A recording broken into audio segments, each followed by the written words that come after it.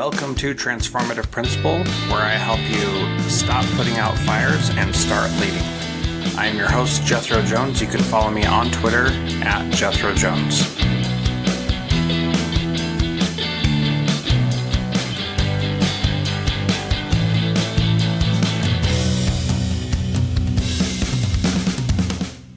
Welcome to Transformative Principal. I am excited to have Mark Herschberg on the program today. Mark is the author of the Career Toolkit, Essential Skills for Success That No One Taught You. Educated at MIT, Mark has spent his career launching and fixing new ventures at startups, Fortune 500s, and academia. He's developed new software languages, online marketplaces, new authentication systems, and tracked criminals and terrorists on the dark web. Mark helped create the Undergraduate Practice Opportunities Program, MIT's Career Success Accelerator, where he's taught for 20 years. Mark also serves on the boards of nonprofits Techie Youth and Plant a Million Corals. Mark, welcome to Transformative Principal. Thank you for having me. I'm excited to talk about education today. Well, we're excited to have you. Now, from your bio, people would probably think that you should be on my other podcast, the Cybertraps podcast, but I read part of your book, The Career Toolkit, and downloaded the app, and I thought, this guy gets the education piece, and so I figured that would be a better place for you to come and talk, and I'm excited about that because there's a lot of cool stuff that you're doing. So let's talk first about the book and then the app that goes with the book, because I really like this approach that you did for communicating the information. So tell us about the Career Toolkit. Thank you. It comes from this dual career I have. As you noted, and what my bio mostly talks about is my work building tech startups and doing cybersecurity work. But what I realized years ago, early in my career, I wanted to become a CTO, a Chief Technology Officer. And to get that job, to be the person in charge of all the engineers, it wasn't just about being a good engineer. Yes, I needed those skills, but I also needed other skills like leadership, communication, networking, negotiating, team building, but no one ever taught these to me. I had to develop them in myself. And as I was doing so, I realized these apply to everyone, not just the most senior people in the company, but everyone down to the most junior person. I began to train up my team. And as I was doing so, MIT had been doing surveys of companies who hire our students, and they got similar feedback. The companies want these same skills: team building, communicating, leadership, not just in senior people, not just in students from MIT, but everyone. But they can't find the skills either. So when I heard about this, I reached out to MIT. I said, I hear you're trying to put together a program to teach this. I've been developing some material. Can I help out? So they invited me to help create some of the content. I co-created the class along with a bunch of other people. And then I was lucky enough to be asked to help teach, which I've been doing now for over 20 years. Having done it for so many years, I know, as I said before, these skills apply to everyone, not just our students. I wanted to reach a larger audience. That led to the book, which I really thought was just going to be some notes I was creating for the class. And as those notes went from about 20 pages to 40 to 80, and once they passed 100, I said, I think this is going to be a book. So I rejiggered it and turned it into a book and companion app, as you mentioned, so we can reach a much larger audience and help everyone upskill and be ready for 21st century jobs. Yeah, and so the app is a little bit different because it's not organized like a book that you would read, right? And that's the beauty of creating something besides just a book, because book has a very linear structure, first thing, then next thing, the next thing, and the app allows you to go in and get the questions answered that you need answered in that moment. Can you explain that aspect of it a little bit? You really get the essence of the app. And I have a whole talk about how we need to move from linear to nonlinear content. And this is going to change how we engage with media.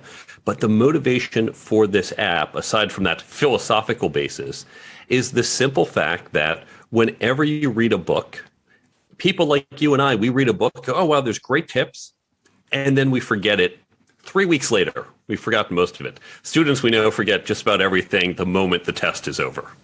Yep. So I wanted to help people retain the information. My job isn't to get people to buy books. My job is to change how people think and act. Now, the book is one way to do that, but I want them to retain the information. Fortunately, I have some training in education. And of course, the technique we all know and love, spaced repetition. Mm-hmm. So I thought about what can we do?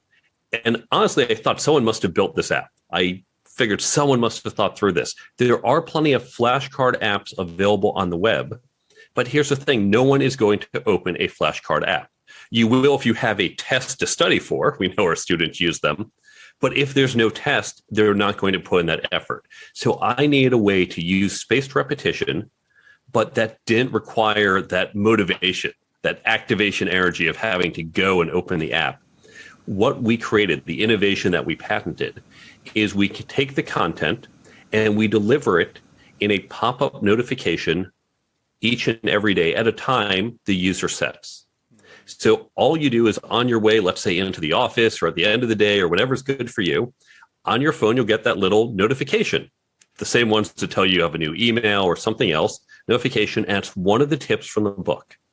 So it doesn't require any effort. You look at, swipe away. But those 2 seconds a day help you better retain the content. Alternatively, if you're about to go to some activity, maybe a networking event, maybe an interview, maybe you have a moment where you know you're going to have to lead in some meeting this afternoon and you're trying to remember what were all those things in the book, you can open up the app and you can swipe through the different tips in that particular category for a refresher. It's like looking back over those note cards, your cheat sheet.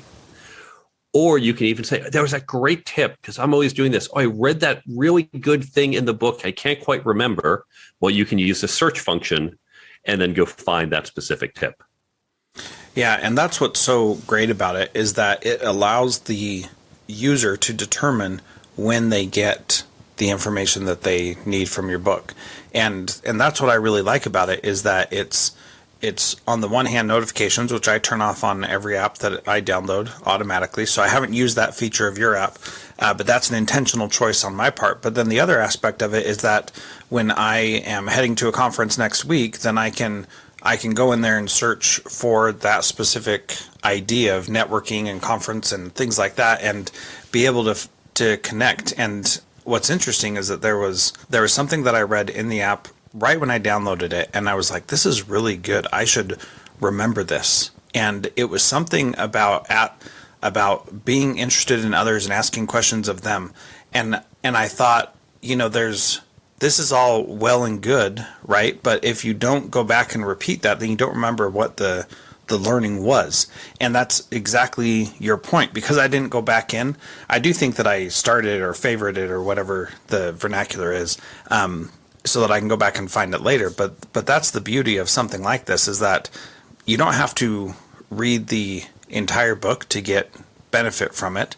And we know already that most people don't finish books that they start. So, they may read the first chapter and then they're like, okay, I'll come back to this later, and then they never do. And this really gives you a way to learn what you need to learn without having to, one, sit down and read the whole book cover to cover, but it makes it more accessible for anybody who wants to learn it. So your use case, as you know, you can save it as a favorite, and you can even set up that you only get tips from your favorites, so you can focus on an area.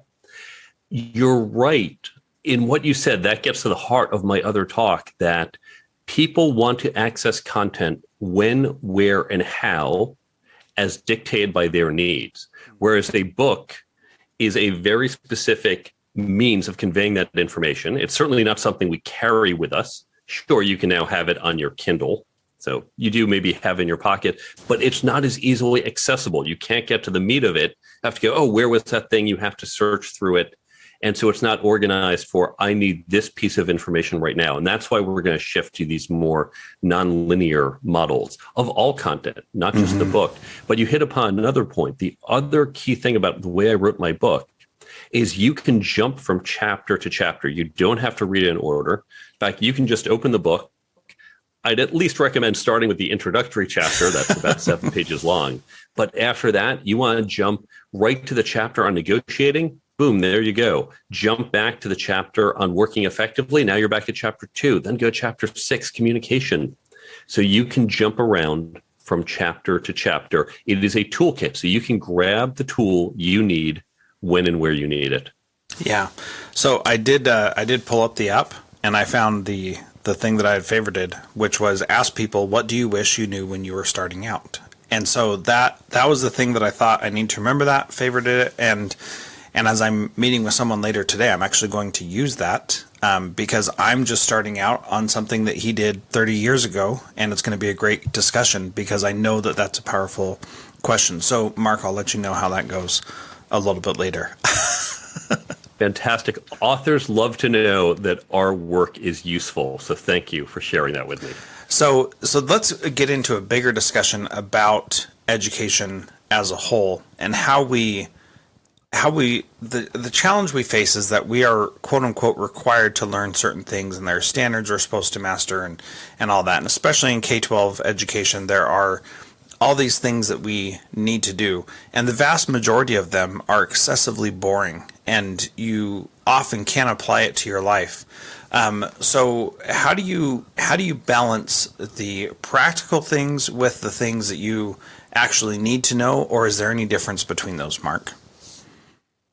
I first have to challenge one of the things that you said, which is there's lots of boring things and we don't really know or care about applying them to our life.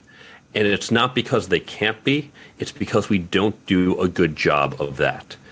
Now, I happen to be trained in a lot of math. My degrees are in physics, in computer science, my graduate work with mathematics. And math is one of those fields where everyone says it is so boring.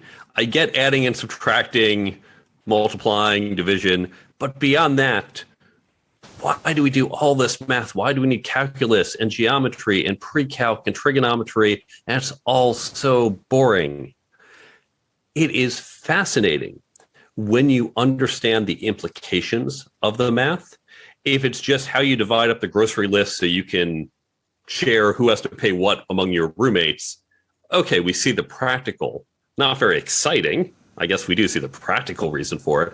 But when we get to some of the really cool parts of math, you can make it so much more interesting and engaging and fascinating.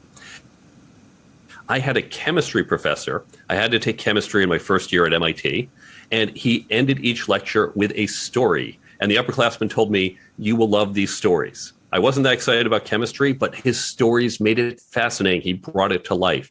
And if we can do that, and we can do it with history, with English, with math, with all our fields, we can better engage the students. So it's a lack of our capabilities is why we have that part. That's a premise. Yeah, good. Thank you for saying that. I agree with that wholeheartedly. So number one is we need to make it applicable to our students or relevant to their lives, which I wholeheartedly agree with. The second part of that is there's still things we have to learn that we may have a hard time making them applicable. If we're really trying to make it applicable and relevant, then I think that's going to take care of a lot of the issues. But what about those things that, you sometimes you just got to push through the difficult stuff and learn it so that you can understand the things that are more applicable and relevant later? Some of it is teasing. This is a foundation that's going to let you do something more interesting later. One of the reasons I was very excited about math is because I was interested in physics, and I understood I need math to understand the physics. All students have something they're interested in. It might not be as academic as physics. It might be sports. But if you explain to the students, hey, what percentage of athletes, your favorite NFL stars, your NBA stars, what percentage of them wind up broke after they complete their career in sports? Go, what do you mean? They're making millions. Go, well, actually, do most of them make millions? It turns out only a few of them make millions, and the rest are they're obviously doing well, but they're not making those millions. And let's look at the math and let's understand basic statistics where you're doing mean and median and mode. You start looking at that on baseball player salaries, then the kids start to say, wait a second, it's not that I can become a baseball player and automatically make millions of dollars. I didn't realize that. Or the fact that they go broke afterwards. Wait, why is that? Well, they don't negotiate well. They don't plan well, the financial planning. They don't have good contracts. They don't think through what their manager is doing. All these little things, you say, wow, maybe that is important in addition to knowing how to hit a home run. So we can connect it to the students, but that we have to do on a one-on-one basis. Yeah, let's talk a little bit more about the one-on-one basis because that's really challenging for educators who have 30 to 40 kids in a classroom. How do you make that work, Mark? Now, I have experience teaching at the college level. I know some techniques for teaching at a younger level because my mother taught K through 5 in the New York school district and taught me educational techniques. So take what I say with a grain of salt because what I'm going to say doesn't necessarily apply to all students at all levels. Sure. The way we teach and engage at MIT, obviously our students are committed to learning. They've gone to MIT. They know you don't go there if you're going to slack off. But the way we really relate a lot of the lessons, because the lessons we talk about, this leadership, communication, team building, aren't things they can connect to easily. Conceptually, they know, okay, leadership's important, but they don't really see how to do it. And the way we make it relatable is by having small group discussions. I can talk about how I lead a team of 100, but that's not so relatable to a student. They need to understand how they can relate to other students, not through a formal leadership title, but through peer engagement. And I can certainly provide stories, but they can also fill in the gaps with their own stories. They can talk about a project they were on last semester in a small team and how they struggled until one of them stepped up and became a leader. And that's a story, that's an experience the others can relate to. So if you have 14-year-olds, you might not remember what it was like to be a 14-year-old and some of the struggles and the challenges, but they all remember and they all connect with those stories. So when you break down, you have the big idea you explain, but then they discuss it in smaller groups, guided. You can't just let them go off and do it themselves, but in those group interactions and discussions that people start to understand it, both by pulling in examples from each other and getting examples you might not have thought of on your own, but also by exploring the different facets of some of these skills, at least the ones I teach, which aren't just memorize a formula. You're going to see the different facets by each person's unique experience with that. Yeah, and I would just add to that one of the challenges we face, especially in K-12, is that we think the teacher has to sign off on all the learning that kids experience. And the reality is that kids learn a ton all over the place from their peers, from their interactions and everything. And the teacher doesn't have to see that for that learning to be real. And that's a small piece, but recognizing, like you said, you got to guide the discussions, a small group discussions, but really you can let kids have a lot more freedom in those discussions than you initially think, because you don't have to mark as the teacher all the learning that happens. You can allow them to experience learning, learn it, and start applying it themselves without the teacher ever interacting with the student on that particular thing, especially in these areas of that question you asked was great. How was your experience with a small group project, and what are you going to do differently going forward? That kind of a conversation, it's worse if the teacher is involved in that. It's better if the student just figures that out on their own and makes a plan. Now, a teacher can certainly help and give guidance and support and say, I noticed this, and how would you react to that? Those are beneficial, but the idea that a teacher has to be the accountant who's counting everything that happened or what the kids are learning is just not necessary. And that's one of the things that we've learned with the pandemic, that kids have learned a ton, even though they weren't always around their teachers. And some teachers are saying that kids are having learning loss, but that's just according to the book knowledge that we're trying to test and assess in school. Kids have learned a lot. My neighbor who had to start taking care of his younger siblings because both of his parents were essential workers, he learned a lot. And when he came back to school, he was very grateful for the opportunity to be in school again, because he did not like being the babysitter for a very long time. So those kinds of things kids can certainly learn. The last question I'd like to ask you, Mark, is what is one thing that a principal can do this week to be a transformative leader like you? Engage your staff. The peer learning techniques that we just talked about with the students and the ones that we use at MIT, I do this in the corporate world as well. We put people together from different departments and we have them learn new skills together, often leadership, negotiations, these other skills. You can do that with your team. Take your teachers and put them in small groups and have them develop better skills. Now, what those skills are will vary. It might not be negotiating skills because you're unionized and you're not worried about negotiating your pay raises, although frankly, negotiation skills help us in many other areas beyond just our salary.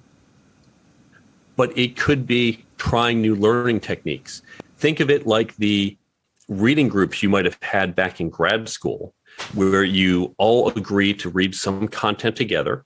And by the way, it doesn't have to be reading. It could be listening to a great podcast episode like this one, or finding articles online or watching a video, and then having that discussion and exploring these concepts by seeing the different facets that each person sees. And together, you're going to learn a lot faster than if you just said, everyone go read the book. Okay, now let's do another book. Yeah, totally. Yeah, that is really good. So I definitely encourage everybody to check out Mark's book, The Career Toolkit, and that is on Twitter at Career Toolkit BK, as in book, and on Facebook at The Career Toolkit Book. And Mark, thank you so much for being here and part of Transformative Principal. I appreciate it. Thank you for having me. You can also go to my website, thecareertoolkitbook.com. And there on the resources page, the very first download is how to set up these groups. It's a completely free download. You don't have to use my book. You can if you want to, but if you want to use other content, the download explains how you can set this up so you can start moving your team forward today. All this at thecareertoolkitbook.com. Thank you very much. And those are linked on the show notes as well. So jethrojones.com/podcast, and you'll be able to find that there. So thank you so much. Appreciate you being here, Mark. It's been great talking to you.